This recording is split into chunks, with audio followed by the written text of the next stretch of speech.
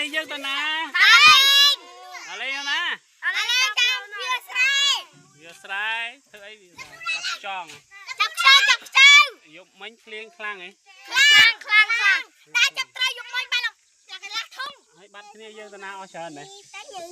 ហើយយើងដើរចាប់ក្តាមមែនអត់ទៅក្នុងហ៎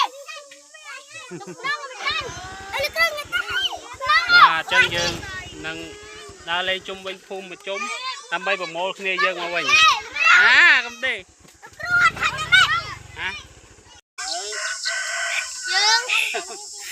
យើងជីយកមកមែនណាចាបាននៅលើក្រៅយើងថតទៅឲ្យទៅគូបហើយដល់នោះបន្តិចចាំឈប់ឈប់ទៅនោះអត់នឹងទៅតិច